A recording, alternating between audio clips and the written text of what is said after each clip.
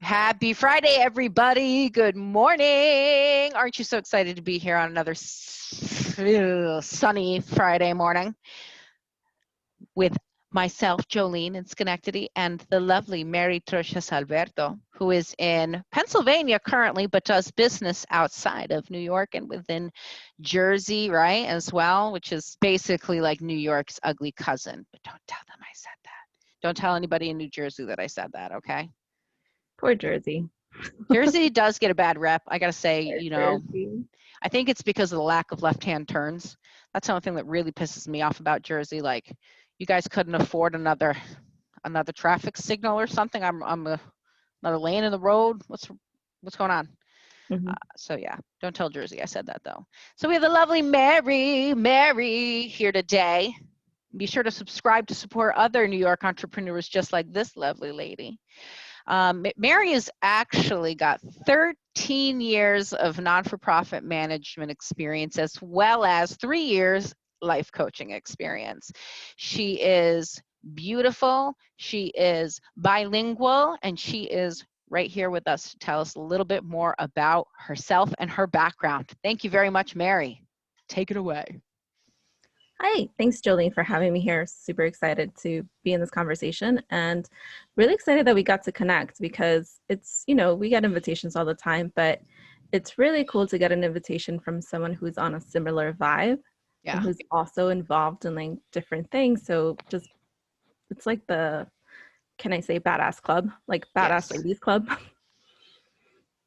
We're both, by the way, co-founding members of that official group, in case you're wondering. We'll send you the invite later. Oh, man. So what made you really start in the non-for-profit sector? Because we all know it wasn't money. It definitely was not money. And I've thought about this decision multiple times over my career. I'm like, did I really mean to do this or not? But honestly, it started off because I'm an immigrant here. I'm a citizen in the US now, but I migrated from Honduras with my family when I was 2. And I felt really fortunate that I was able to get higher education, travel, learn new language and Yeah. culture, experience different things. And it became ingrained that I was very lucky. I was very lucky because a lot of my family members in Honduras didn't have the same opportunity. And so from a really young age, I always wanted to pay it back and pay it forward. And going into the nonprofit sector was just the way that it organically happened. But also in life coaching, it's really why I do what I do. It's because I love to be of service to others in their higher Yeah. commitments. So that's why. Oh, she's got such a sweet reason for that. I love to hear that. Your heart's really in it for it. You're there for the right reason. And it's I don't want to say that's exclusive to non-for-profits because you do meet business owners who have that same kind of heart for what they Mhm. do and they just want to help other people. But in the non-for-profit sector, it's legit because you're not making any financial dreams come true running in, the not-for-profit industry, unless you own someplace like Goodwill, which is where Mery works. And I actually loved your description of how Goodwill works because I think I even questioned it to you. I was like, you know what I hear a lot about Goodwill is that the CEO makes a lot of money and that you shouldn't give to Goodwill. And you were like, actually, this. Yeah. So I think most people know Goodwill by like thrift stores, and that's how they're familiar with Goodwill programs. They often don't see the back of it, which is that Goodwill is actually the mission is about helping people with disabilities find jobs. So when you think about the thrift stores, think of that as a social enterprise kind of project where the money that's going through the shops actually goes back into programs to help people with disabilities in New York and New Jersey get back to work. So, and it's not just the thrift stores. There are hundreds of programs that Goodwill has to help people at different levels in different ways. So whether it's job coaching or like my programs do benefits counseling, there's an array of services that, or like direct job placement, and sometimes that Goodwill offers that is often not known or seen. So when you think about that going into the store, think about how you're helping actually someone within those programs actually get one step closer to their job goal. Yeah. That's incredible. Yeah, and you don't see that stuff. So you're like, oh, wow, all these donations go straight to the owner. Okay, I want you to run that. You go and you run Goodwill and all of those programs and all of those things and make it all work. Yeah. Yeah. Yeah. And, like, I think it's a misconception in the nonprofit world where people think that there's no money in it. And some nonprofits are huge. I Yeah. mean, they are multi-million enterprises. They're not just small little companies. They have thousands of employees. And when you think about the person who runs that, and there's always a board behind um, a director or CEO, whatever the title is, that takes a lot of work. It takes a lot of education, and it takes a lot of talent. So you want to make sure that whoever you have running these organizations is the right person, and that takes money. And Yeah. when you compare it to a person in a bank or a person in the corporate world, it's not going to be the same. The person in the bank or the corporate world is always going to get paid more than Right. a nonprofit, but there has to be some kind of equality. So it's often a misconception when you think, well, why are they getting so much? Well, it takes a lot of work. It takes a lot of strength and talent to actually be able to do that. And it takes teams. It's not just one person, but it's usually a team of people that effectively Absolutely. run an organization. Absolutely. And I didn't know that. So I thought that was really cool information when you had mentioned that before. And Mary and I met through Jason, who's also a coach, and they both went through this really, really cool is it the word accreditation? Accredited. They were both accredited at the Yeah. same coaching, Training program. program. Yeah. Yes. So, and it's something I've looked into. I think it's a pretty cool setup that the way that it works. But tell people a little bit about what it takes to become a life coach, what it was like for you. Oh, wow. Okay. So to be clear, anyone can pick up a book by Tony Robbins or Life Coaching for Dummies and call themselves a life coach. That is not what Jason and I did. We went, there's a board, there's a federation, the International Coaching Federation, which kind of regulates coaching programs and what they should do, how they should train. And accomplishment coaching which is a program that Jason and I graduated from, is one of the best coaching programs in the world, hands down. It's just, you get a lot of intensive individualized training and individualized coaching. And it's not just a coaching program that just doesn't teach you how to coach. It also teaches you how to be a leader in the world and Yeah. to be a leader in your life, which is the other draw. My journey started with that as I was in the nonprofit sector, and I reached a peak and I realized that I wanted something different. I wanted something that was more my own. I wanted something where I could call the shots rather than the other way around. Right. And that's really what drew me into life coaching, because again, there's that service component. And I was like, here's an opportunity where I can do something that I like, that's fun, that I can make myself, that I can grow with and challenge myself with. Yeah. And it came at the right time. Two of my friends were talking to me about the program and their experience with it. And I was like, I love this so much and I want to try it and see. And so that's how my journey started. Yeah. And the program is super intensive. It's 1 year long, Jolene. So Yeah. it's a dedication, it's commitment, totally worth it, totally life-changing. And I don't say that easily. I remember you saying that. And I know that you're not the kind of person who like exaggerates and just says stuff like that. You were like, it was life changing. I knew you meant that it was life changing. So that's why it interested me even more. I was like, I gotta look into this place. Yeah, I think what's life-changing about it is that people don't call us out enough on our stuff. They tell us all the good things and they compliment. And oftentimes it's not Yeah. easy to call you out on the stuff that you need to work on or doesn't sit well. No. But Yeah. here's a program that isn't scared to do that. And we'll say, hey, do you know how you're coming off right now?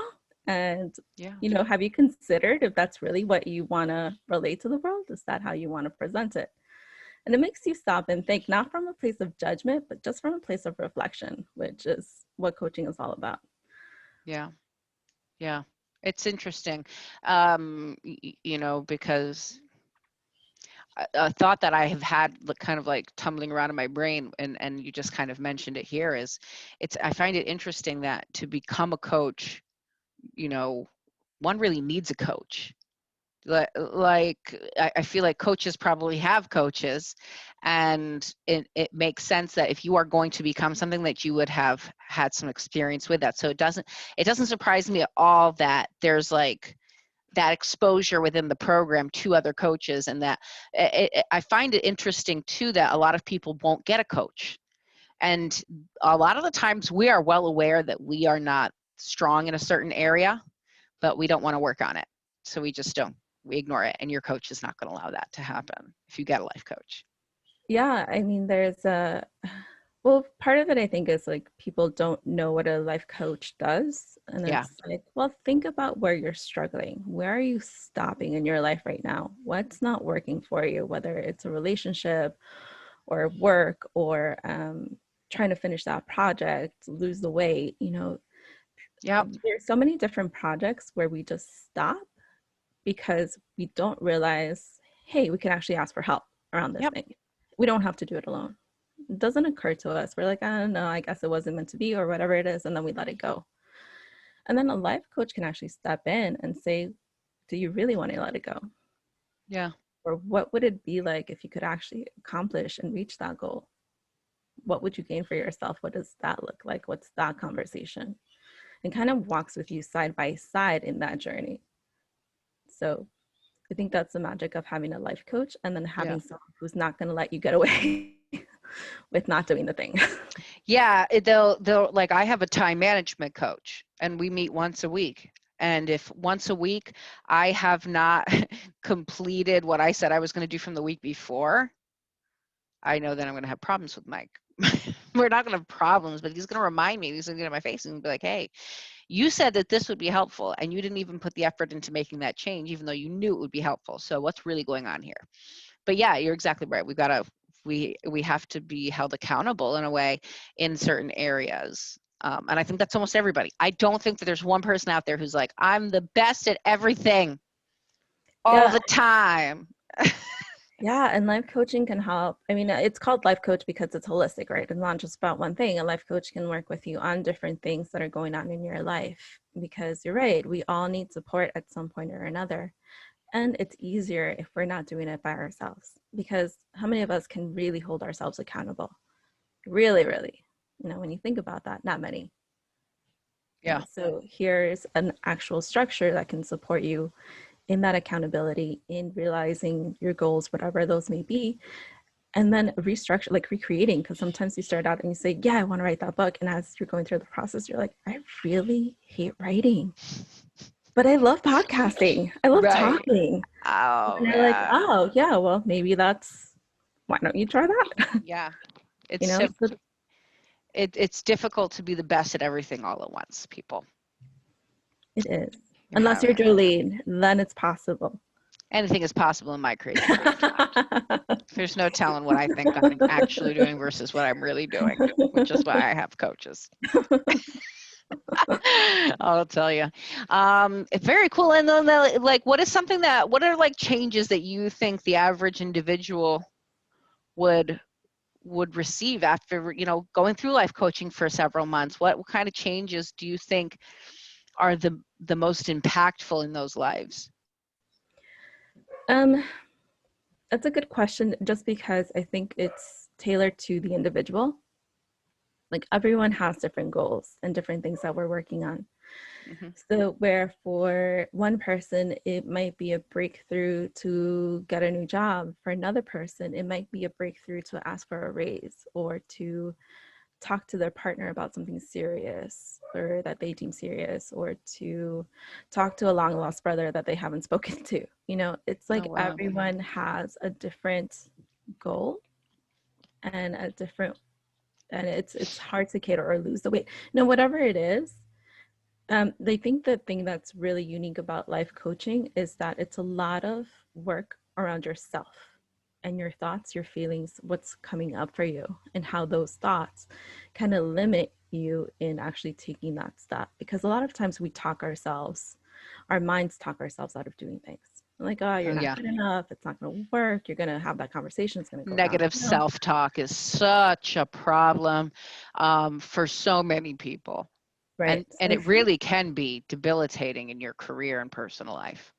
absolutely. When you think about waking up, and what are the first things that are really coming through your mind? Is it, oh God, I have to do this and I don't know if I'm ready? And what if, that starts there. It starts from the time that you get up. So then you go and you carry that throughout your day. Yeah. And imagine just carrying all that weight on your shoulders without having someone say, hey, that's actually not you. You're actually independent of your thoughts. That's that stuff that you're not worthy, you're not good enough, whatever it is that you're harboring. That's not really you. That's just your mind doing a funky thing. And Yeah. then once you let that go, what actually becomes possible? What do you really want to do about the situation? What do you want to create in this relationship? Yeah, and what are you willing to change too? It takes a lot of willingness to have a coach. Like you have to be ready. You have to want to change. Like you cannot be at this place where you're like, yeah, I know I have to. I know I really ought to, but I'm not really dedicated to doing so. Yeah, it really You is a have to be ready commitment. to. Yeah, absolutely. It's a commitment. I mean, Yeah. working with a coach, it's an investment in yourself. It takes time, it takes resources, and you have to be really ready for it, and you really have to want it. Yep. And that's the thing. If you're not willing to do the work, then nothing a coach can say or do will There's actually. nothing, no, like you are the only person who will change you. Getting a coach is not magically going to make you willing. That's Yeah, not how absolutely. willingness works, No. unfortunately, or Yeah, motivation. sorry. That's not how motivation works. I wish I Speaking of had. which, check out my motivational Monday videos. You know, Nice.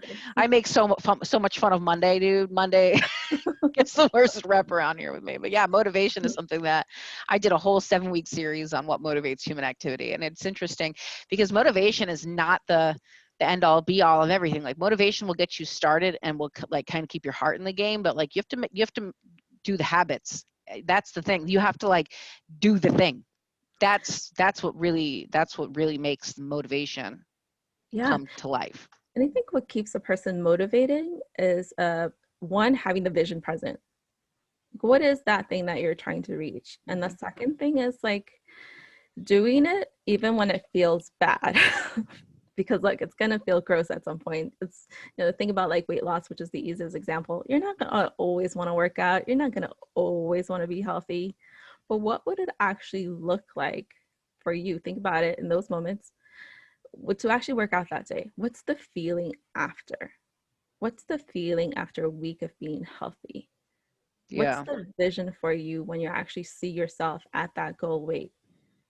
And keep that in mind to kind of keep you motivated and reward yourself for Yeah. every pound you lose or for every healthy meal. Reward yourself in some way. Like positive reinforcement actually goes a really long way to keeping you moving forward. Yeah. Agreed. Last question, Mary. And you know what it is. Everybody knows what it is. What is your number one tip for a hopeful entrepreneur out there listening to the program right now? Um, keep the vision clear. Don't give up. Love it. Keep moving. Short and sweet. Keep the vision clear and don't you dare give up on yourself. That's it. Follow through. I think that's really great advice from a really great lady, Mary. It was a pleasure to have you on Friday's Flavor. Everybody, if you have not hit the subscribe button, hit the subscribe button, hit the bell so you don't miss people like Mary in the future. And it's only going to support us to subscribe. Who doesn't want to support a New York business like Mary? Yeah, supporting each other. That's the way we Support. grow. It's exactly it. Subscribe. All you got to do is hit the button. That's it. Click the button. Anyway, Yeah. Mary, you're the bomb.com. And keep an eye out for this girl. She's going to be on my show, Sabor del Viernes.